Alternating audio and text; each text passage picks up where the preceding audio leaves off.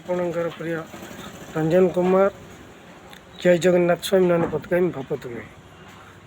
ପୁରୀରେ ସୁନ୍ଦର ରଥଯାତ୍ରା ଚାଲିଥିଲେ ଯିଏକି ବିଶ୍ୱର ଠାକୁର, ଯିଏକି ଜଗତନାଥ ଜଗନ୍ନାଥ, ଯିଏ ଓଡ଼ିଶାର ବଡ଼ ଠାକୁର, ଯିଏ କୋଟି କୈବଲ୍ୟନାଥ, ଯିଏକି ଓଡ଼ିଶାର ନୁହେଁ ସାରା ବିଶ୍ୱରେ ତାଙ୍କର ପ୍ରଚାର ପ୍ରସାର ଏବଂ ସେ ହିଁ ଅନ୍ୟତମ, ଆଉ କେହି ନାହାନ୍ତି।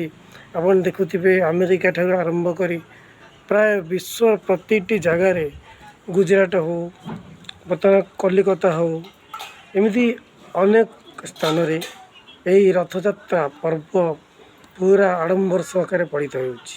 କାରଣ ଜଗନ୍ନାଥଙ୍କର ଯେ ବିଶ୍ୱରେ ଅନ୍ୟତମ, ଯେ ମହାମେରୁ, ଜଗତର ସ୍ରଷ୍ଟା, ଯେ ପରମ ବ୍ରହ୍ମ ସ୍ୱୟଂ ନାରାୟଣ, ଶ୍ରୀ ଜଗନ୍ନାଥଙ୍କର ରଥ ଟାଣିଲା ପରେ ଯେଉଁ ପ୍ରଭୁ ଶ୍ରୀ ତାଙ୍କର ଭାତୃ ଜ୍ୟେଷ୍ଠ ଯିଏକି ବଳଭଦ୍ର ରଥରୁ ଖସି ପଡ଼ିଥିବା ସମୟରେ ଜାଣିଥିବେ ଯେ ଅଘଟଣ, ଏ ଅଘଟଣ ଆମକୁ ଭବିଷ୍ୟତ ପାଇଁ କ'ଣ ସୂଚାଉଛି। କିଛି ଆମର ପୂଜା ଅର୍ଚ୍ଚନାରେ ବିଳମ୍ବ ହେଉ କିମ୍ବା ଆମର କୌଣସି ତ୍ରୁଟି ହେଉ, କିନ୍ତୁ ସେ ହିଁ ଜାଣନ୍ତି, ସେ ହିଁ ମହାମେରୁ, ତାଙ୍କୁ ହିଁ ଅଗୋଚର।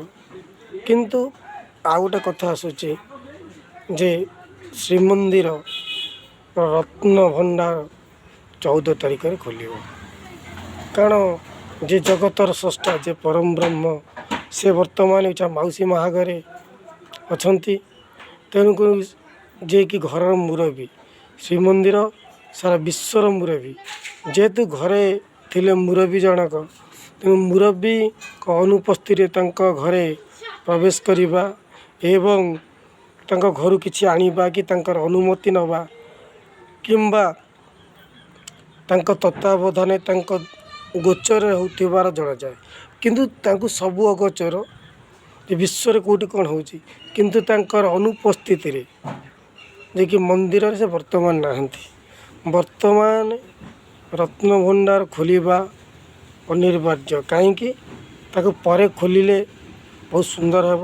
କାହିଁକି ନା ସେ ମାଉସୀ ମା ଘରୁ ଆସି ଯେତେବେଳେ ପହଞ୍ଚିବେ ଆମ ପୁରୀ ଶ୍ରୀମନ୍ଦିରରେ, ସେ ଶ୍ରୀମନ୍ଦିର ରହିଗଲା ପରେ ଯଦି ରତ୍ନଭଣ୍ଡାର ଖୋଲାଯାଏ ତାହେଲେ ନିଶ୍ଚିନ୍ତ ଶୁଭଙ୍କର ହେବ।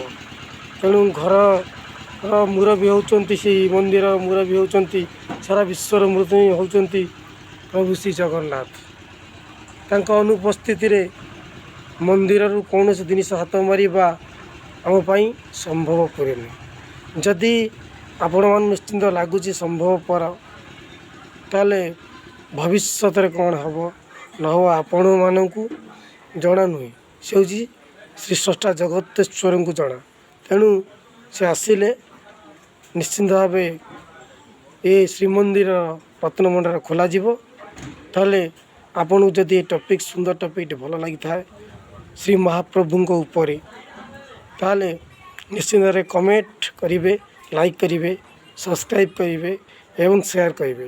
ଯଦି ମୋ ଉକ୍ତିଟି ଆପଣଙ୍କୁ ଖରାପ ଲାଗିଥାଏ ନିଶ୍ଚିନ୍ତ ଭାବରେ ଡିସଲାଇକ୍ କରିବେ। ତେଣୁ ଜୟ ଜଗନ୍ନାଥ ସ୍ୱାମୀ ନୟନ ପଥଗାମୀ ଭବ ତୁମେ।